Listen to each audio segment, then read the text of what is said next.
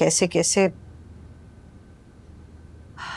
मेहनत करके अपने बच्चे को पाल पोस के बड़ा किया, पढ़ाया लिखाया, सिर्फ इसलिए कि किसी काबिल हो जाएगा तो हमारा सहारा बनेगा। लोगों ने लाख मना किया लेकिन मेरी हिम्मत मारी गई थी।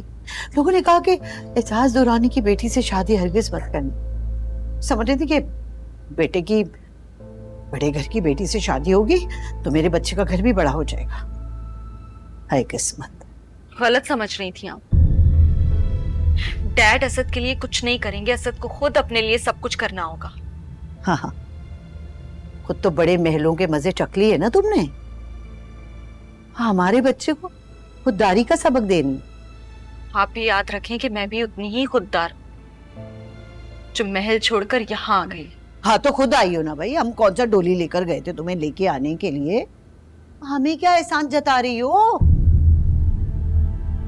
जी आई, खुद आई, खुद सारे रिश्ते नाते तोड़ कर आई। अब मेरे पास जो कुछ भी है वो ये घर और असद है, बस।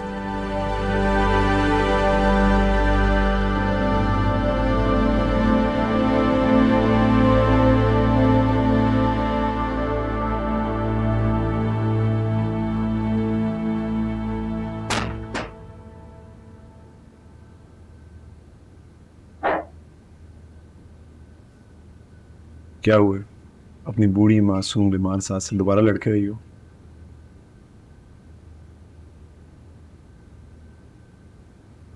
बुरी बात। समझा देते अपने माँ बाप को कि जहेज के ट्रक और सिफारिशों की गारंटी लेकर नहीं आ रही हूं मैं। अच्छा भाई, समझा दूंगा, क्यों टेंशन लेते हो? समझा दूंगा नहीं, समझा देना चाहिए था। आज करूं कल करूं क्या फर्क पड़ता है? कहा ना कह दूंगा, आइंदा नहीं करेगी। वो फिर करेंगी, मानने वाली नहीं है। और तुम्हारे डैड बड़ा मानने वाले।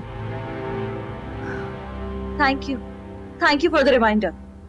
अब अरे यार, बैठो बैठो बैठो बैठो।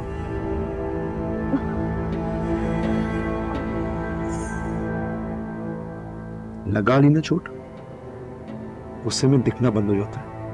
एजाज दुरानी की बिगड़ी हुई बच्ची।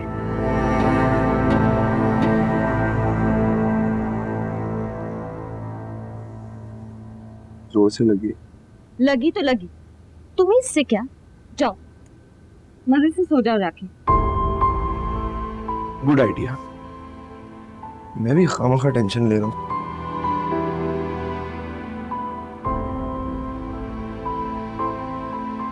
ये क्या कर रहे हो? सो रहा हूँ मजे से।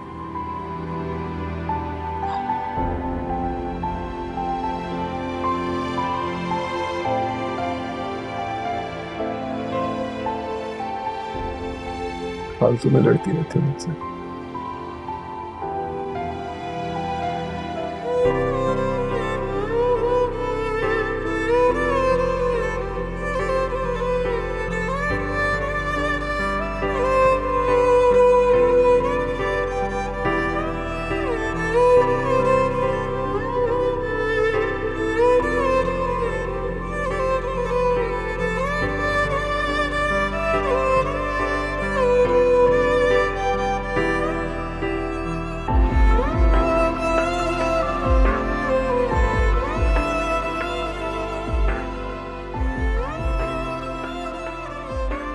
असद, असद, असद चला गया।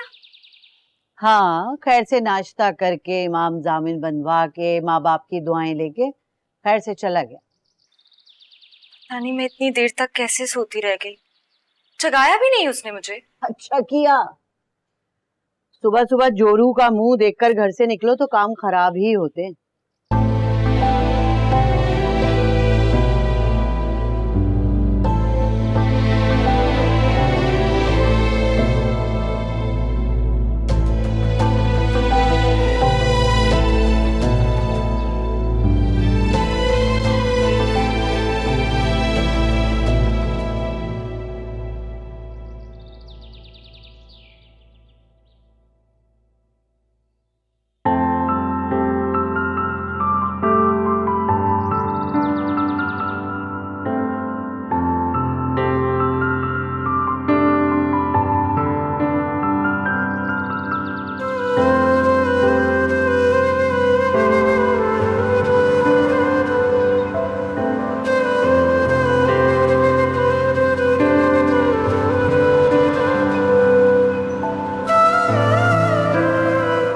मेरे छोटे भाई के बेटे के बैचमेट हूँ और वो हर साल जो है ना एक ब्रिलियंट स्टूडेंट रहा है।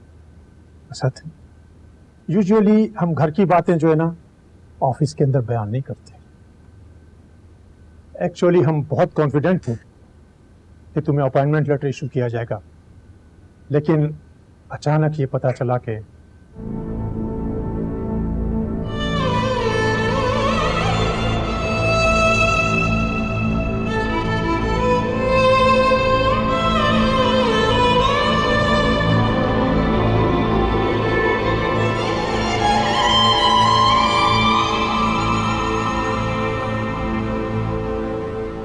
कमाल है एजाज तुरानी साहब ने आपको खुद कुछ नहीं बताया।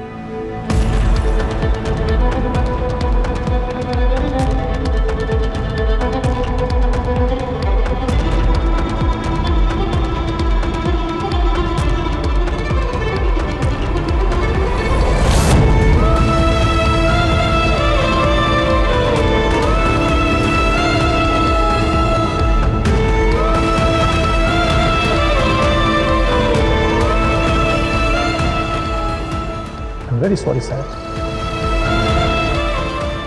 मेरे भाई के बेटे ने मुझे बताया कि असद जैसे लड़के को जॉब की क्या फिक्र है, कोई भी दूसरी अच्छी फर्म इसको ले ले, तुम्हारा फ्यूचर बहरहाल सिक्योर है। शायद हो सकता है कि तुम्हें नहीं, यही सच है, मैं बता रही हूँ। सुम्बो से पूछ के देखो। उसी से बात की है मैंने। शेरोज ने उसे बताया कि डैड असद को कहीं जॉब नहीं करने देंगे। क्या जरूरत है अंकल को दुश्मनी निकालने की? जो होना था हो गया, शादी तो हो गई। तुम जाके बात करो उन्हें, समझाओ उन्हें। यही चाहते हैं वो, यही चाहते हैं कि असद को कहीं जॉब ना मिले, वो पूरी मार्केट से ब्लॉक हो जाए और मैं हर तरह से मजबूर हो जाऊं। मैं अपने फैसले पर पछताऊं, उनसे माफी मांगूं कि वो असद के रास्ते से हट जाए। तुम्हारी और असद की जिंदगी के लिए, तुम्हारे सुकून और खुशी के लिए कौन सी बड़ी बात है ये? और उनके लिए क्या है वो तुम्हारी? बाप है वो तुम्हारे। हाँ, डैड है मेरे और मैं उन्हीं की बेटी हूँ। मेरी ईगो उनसे बड़ी है। असद को भी तुम्हारे साथ सफर करना पड़ा है ना वफा। बाप और बेटी के झगड़े में उसका क्या कसूर है? कसूर है उसका, वफा दुरानी से मोहब्बत किया उसने। भुगते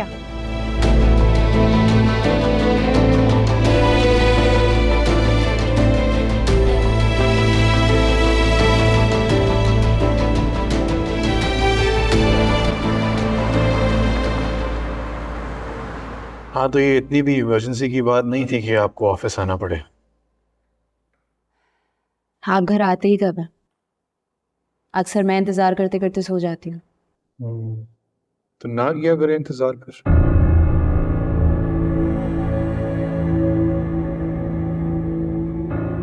क्या चाहती हो? क्या करूं?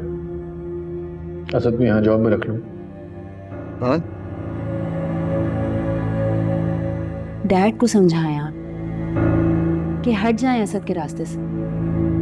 उसको बगैर किसी सिफारिश के आसानी से जॉब मिल जाएगी। लेकिन शर्मा, क्या समझाऊं मैं उन्हें? आज जो असद जिंदा है वो भी मेरी वजह से है, ये मत भूलें आप।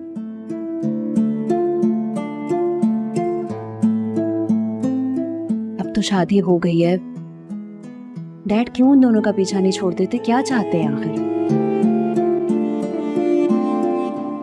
ये शादी खत्म हो जाए, यही चाहते हैं।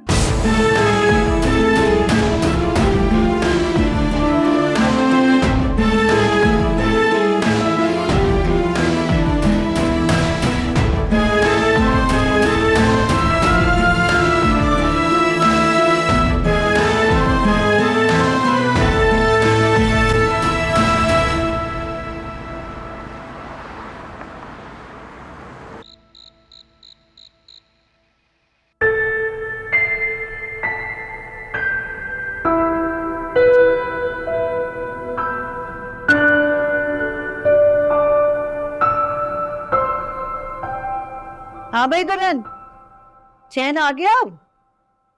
हो गया? बड़ा कह रही थी कि हमें तो सिफारिश की कोई जरूरत ही नहीं है। पता चल गया, इस दुनिया में बिना सिफारिश के कोई काम नहीं हो सकता। तुम्हें अगर जरा भी परवाह और हमदर्दी होती ना हमसे या अपने मियाँ से, तो अपने बाबा को कह देती, एक सिफारिश का फोन कर देते, मेरे बच्चे की नौकरी हो जाती, काम हो जाता। मगर नहीं, तुम तो चाहती नहीं हो कि हमें सुख मिले, बस तुम्हारी नाक ऊंची रहे। अब इस तरह जो तुम गूंगी बहरी बन के बैठी रहोगी तो क्या सारे मसले हल हो जाएंगे? ओफो, मेरी बात सुनो, हम गरीब जरूर हैं, निवाला गिन गिन के खाते हैं, लेकिन यकीन जानो तुम्हें आराम और सुकून देने की कोशिश करते हैं। मगर तुमसे नहीं हुआ कि अपने बाबा से एक सिफारिश करवा दो। कुछ नहीं कर सकी तुम हमारे लिए। एक बात बताओ, अगर नौकरी हो जाएगी असद की अच्छी, तो किसके लिए आसानी होगी, किसको सुकून होगा? तुमको ना। ये हमारी तो जिंदगी गुजर गई, हमें क्या है? आप जिससे मुझे सिफारिश करवाने को कह रही हैं वो इजाज दौरानी है, और उन्हीं की वजह से असद को कहीं जॉब नहीं मिल रही। आपको समझ क्यों नहीं आ रहा? वो इस वक्त मेरे बाप नहीं है, वो मिस्टर इजाज दौरानी है, जो खुले आम असद से दुश्मनी का ऐलान किए बैठे हैं। सिफारिश कर भी दूंगी तो वो कुछ नहीं करेंगे उसके लिए।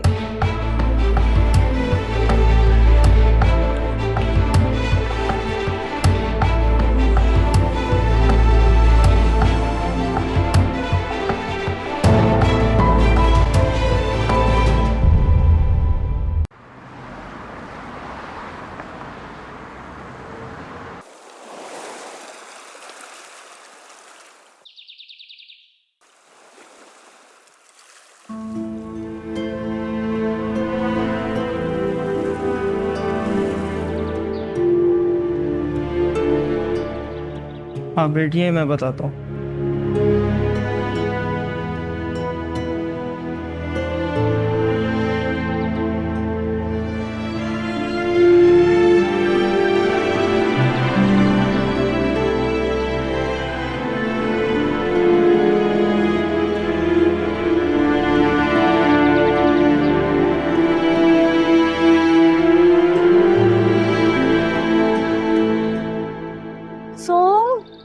Are you excited? ये तो बहुत अच्छी खबर है यार, तुम्हें तो खुशी से नाचना चाहिए अभी। हाँ, इस वक्त जब तमाम लोग इतने परेशान,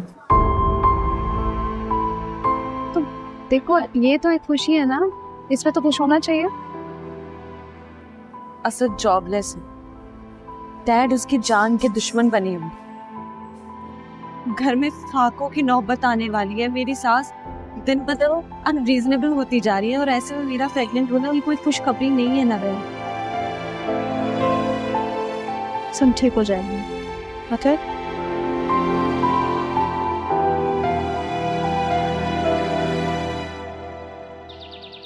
मेरे शौहर तो पहले दिन से ही इस रिश्ते के खिलाफ थे, मगर आप यकीन जाने, जिस दिन से वफा हमारे घर आई है ना, वो मुझसे ज्यादा उसका ख्याल रखते हैं। खानदान वालों ने पता नहीं क्या क्या बातें बनाई कि लड़की भाग कर,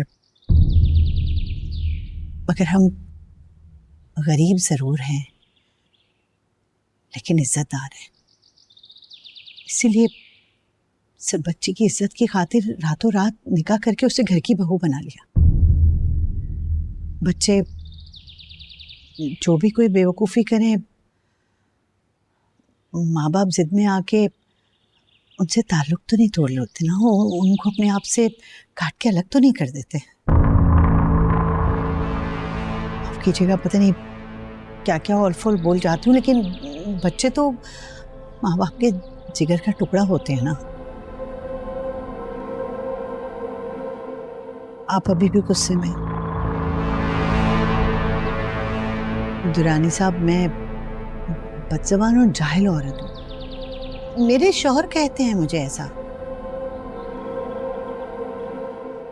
जिंदगी में हमने बहुत गुर्बत देखी है, मगर यकीन जाने अपने शोहर की इज्जत और गैरत पे कभी आंच नहीं आनी थी मैंने।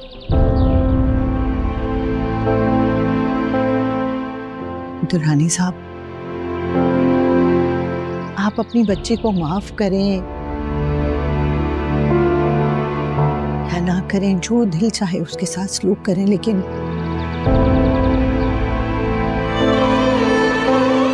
खुदा के वास्ते जो सलूक आप मेरे असद के साथ कर रहे हैं ना, वो ना करें। मेरे बच्चे की नौकरी के पीछे ना पड़े, उसको सुकून से नौकरी करने दें, उसकी रोजी के दुश्मन ना बने।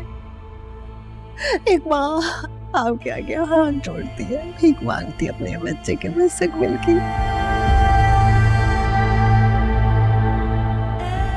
खुदा के वास्ते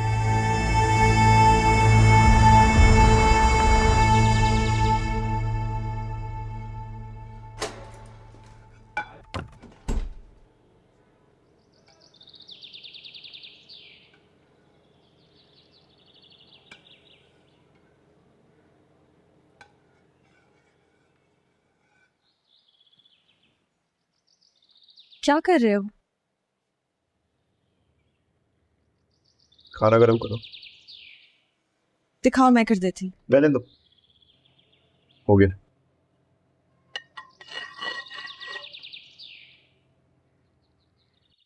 लगता है घूम फिर के आई हो, तुमने तो खा लिया होगा। मैं वो नवीन के साथ थी। अच्छा तुझे इस घर में और है ही क्या? डिप्रेशन के सिवा मायूसी के रोने हैं बस। जिस जॉब पे ही जाता हूँ वहां मेरी बदकिस्मती पहले चली जाती है। या एजाज दुरानी का दामाद होने की सजा मिलती है, या उसकी बेटी से शादी करने की।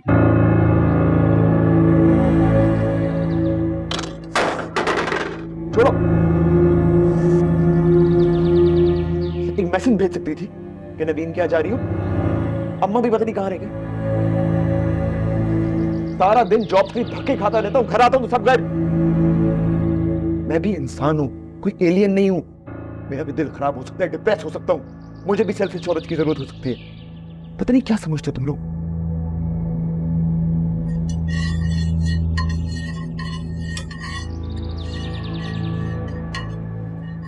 Sorry. I am sorry.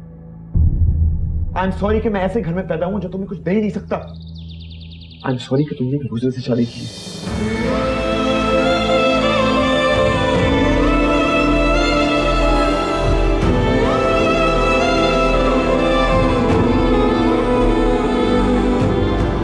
I am sorry.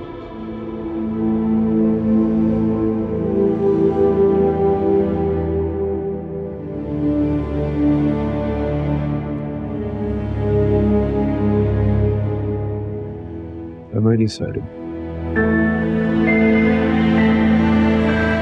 इतना दिल चाहता है कि मैं तुम्हारे लिए कुछ कर सकूं। रोज कोशिश करता हूँ लेकिन कर नहीं पा रहा हूँ। इतनी ट्राई करता हूँ, कुछ नहीं कर पा रहा।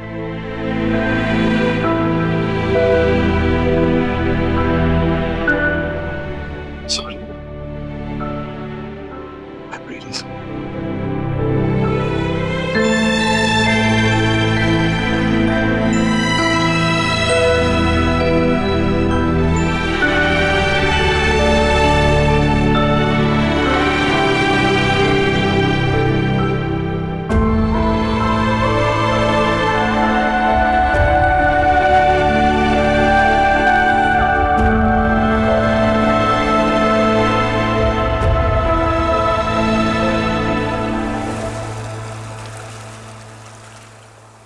देखिए आंटी, आप भी मेरी अम्मी की तरह हैं, लेकिन असद ने बड़ा गलत किया। आपको यहाँ नहीं भेजना चाहिए था। आपकी जगह वो खुद आ जाता या अकरम अंकल को भेज देता तो बेहतर हो जाता। बहरहाल मैं शाहज अंकल से बात करता हूँ, आप फिक्र ना करें। और इससे आपको गलत फहमी हो रही है। एजाज अंकल क्यों असद की जॉब खाएंगे? ये छोटी बातों के लिए वक्त नहीं होता उनके पास।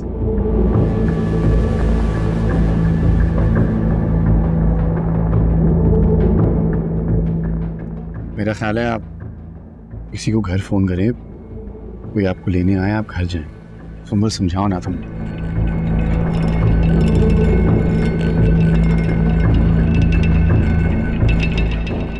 आपके घर में किसी को पता है कि आप यहाँ आई?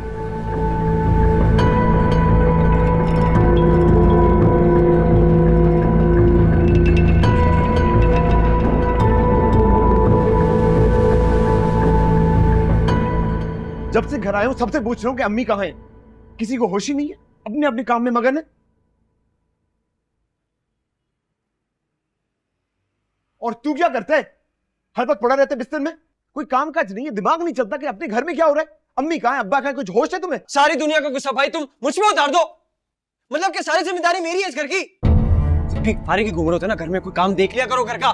मारा मारा फिर रहा होता हूं, नौकरी ढूंढ रहा होता हूं, नहीं मिलती तो क्या करूं? तेरी तरह पड़ा तो नहीं रहता मैं हर वक्त। बिस्तर पे नहीं पड़ा रहता मैं। छुट्टियां चली मेरी यूनिवर्सिटी की, इसलिए घर पे होता हूँ। बाहर अगर घूमना शुरू हो गया ना इस तरह हमारा, तो घर के जो लोग मुझे मजीद बकवास समझते वो और मजीद समझेंगे। बेकार है तू। मैं ले आती हूँ अम्मी को। कोई जरूरत नहीं तुम्हें कहीं जाने की। अम्मी जैसे गई हैं वैसे ही आ जाएंगी। खबरदार तुम घर से निकली। शहरोज बता रहा था वो काफी हिस्टेरिक हो रही है, रो रही है, चीख रही है। जिस हालत में वो है वो अकेले नहीं आ सकती है और आने को राजी भी नहीं है। यही औकात है ना मेरी कि आज मेरी माँ इजाज दुरानी के पांव पकड़े बैठी है। तुम्हारे बाप के तो मजे आ गए होंगे।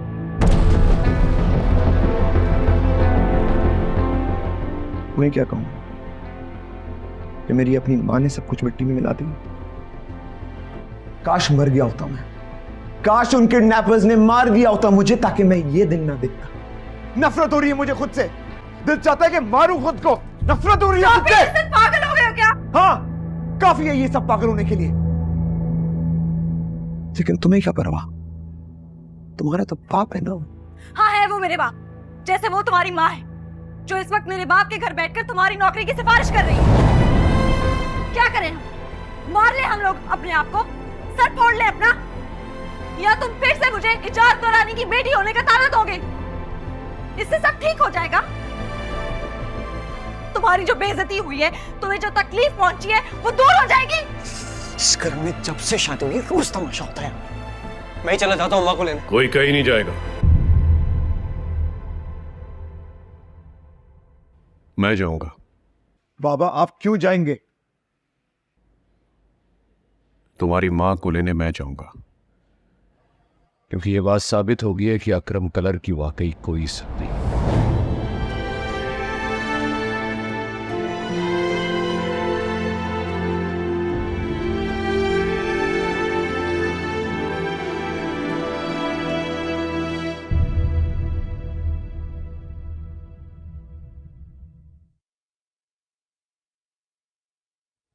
बेटा तुम तो मिली हो ना सच से, आई हो ना हमारे घर, देखा है ना हम कितनी मुश्किल में रहते हैं।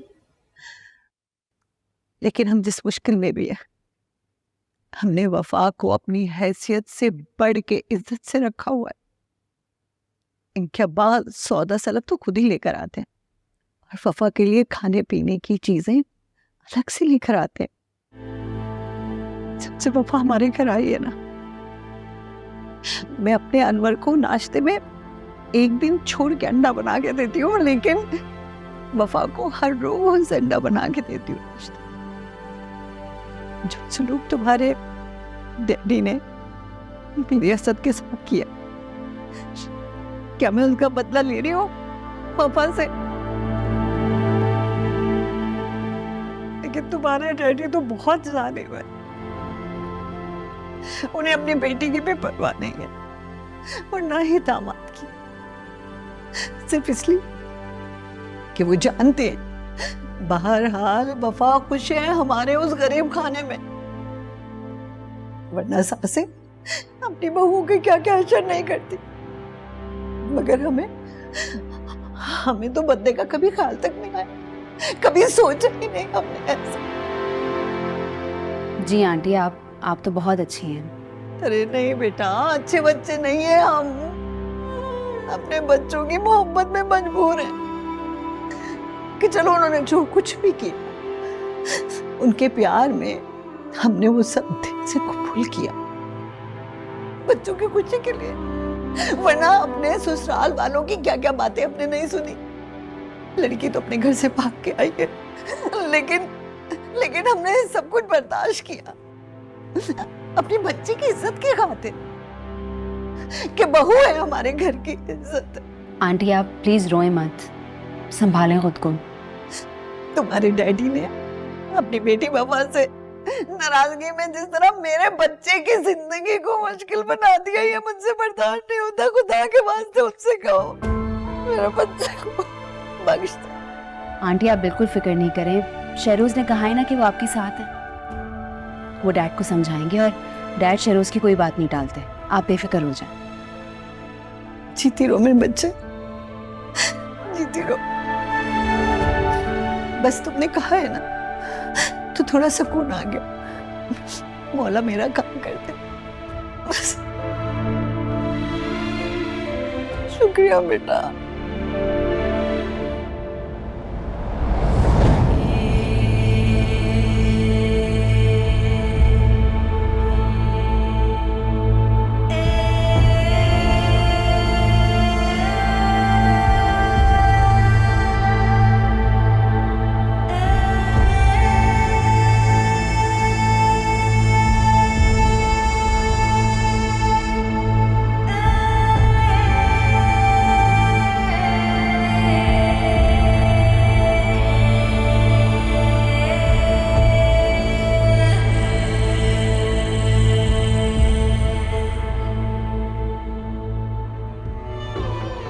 ये उम्मीद नहीं थी मुझे आपसे। मसला आपका खुद का और घर की औरतों को भेज दिया। खानदानी लोग ऐसी हरकतें नहीं करते, और मुझसे तो पूछें तो मैं कहूंगा कि ये एक नामर्द की सबसे बड़ी निशानी।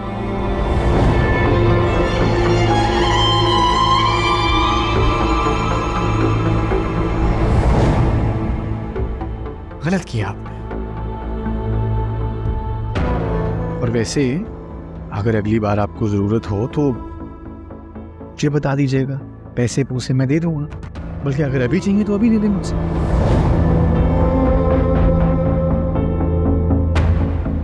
लेकिन अगली बार आंटी को नहीं भेजना, बहुत बुरा लगा मुझे। इससे वो आके बैठी हुई थी,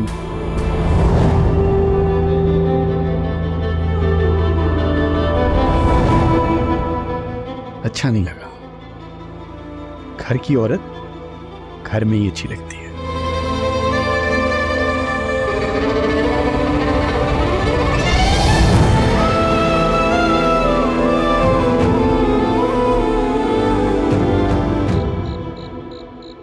आज तो ऐसा लग रहा है जैसे जमीन फटे और मैं उसमें दफन हो जाऊं। पापा की ऐसी जिल्लत,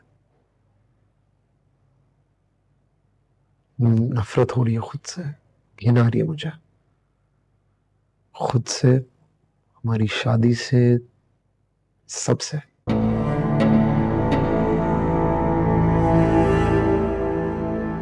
ये क्या कर दिया हमने वफा? गिल्टी फील हो रहा है।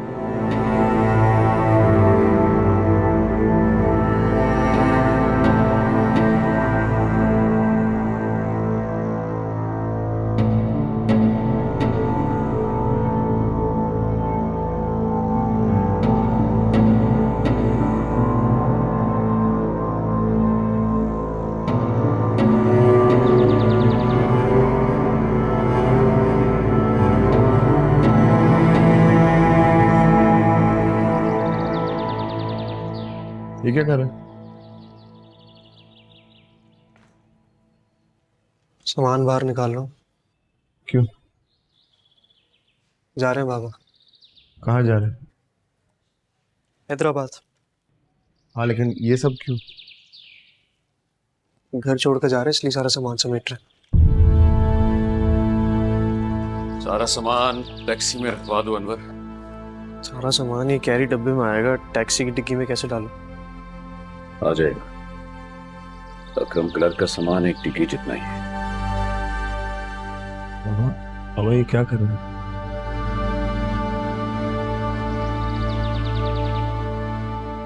वैसे तुम्हारा बाप एक बहुत कम हौसले वाला इंसान है।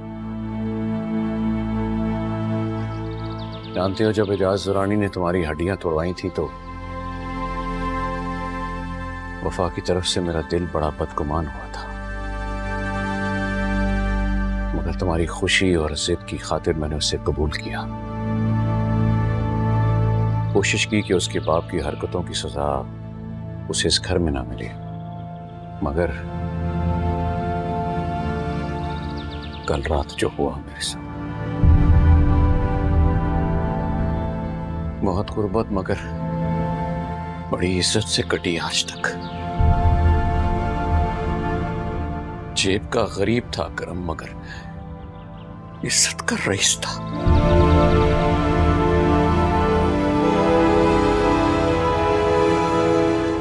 इस उम्र में बेइज्जत होने के बाद मैं तुम्हारी बीवी के साथ इंसाफ नहीं कर पाऊंगा बेटा। नहीं चाहता कि मुझसे कोई ज्यादती हो जाए। इंसाफ नहीं कर पाऊंगा। खुद को किसी इम्तिहान में नहीं डालना चाहता। मेरे कजन का हैदराबाद में एक क्वार्टर है, एक कमरे का, हम दोनों का गुजारा हो जाएगा। बाबा कैसी बातें कर रहे हो? कैसी बातें कर रहे हो? बेटा मेरी तो कट गई है।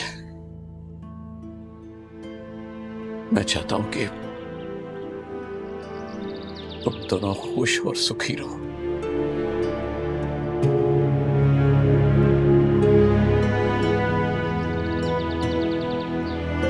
वो हम दोनों के होने से मुमकिन नहीं लगता, इसलिए चाह रहा हूं। बाबा आप अपना घर छोड़कर क्यों जाएंगे? मैं और वफा चले जाते हैं घर छोड़कर। खुदा के लिए इस उम्र में दरगुदर ना हो। I am sorry Baba, please. बेटा कल रात जो हुआ उसके बाद तो मैं खुद से नजरें मिलाने के काबिल नहीं रहा, तो उस शहर में किसी से नजर क्या मिला पाऊंगा? मैं तो इस शहर में रहने के काबिल नहीं रहा। इसलिए मेरा जाना ही बेहतर है। बाबा प्लीज, मेरी जॉब लग जाएगी, सब ठीक हो जाएगा, आप बस जाए मत। आई एम सॉरी ये सब हो रहा है, लेकिन मुझ पर थोड़ा सा तो भरोसा करिए, थोड़ा सा। खुद से ज्यादा भरोसा है तुम पर। यकीन है कि सब ठीक हो जाएगा। मैं तुम्हें बुलंदी पे जाता, तरक्की करता देखूंगा।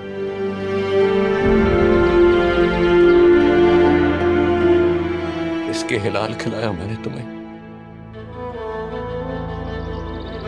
एजाज दुरानी जैसे लोगों के हथकंडे तुम्हारा कुछ नहीं बिगाड़ सकेंगे। जहां तक बात है मेरी और तुम्हारी माँ की, हमारा यहां रहना तलखियां बढ़ाने के अलावा और कुछ नहीं करेगा। बेटा जब तक मेरी सांस है ना,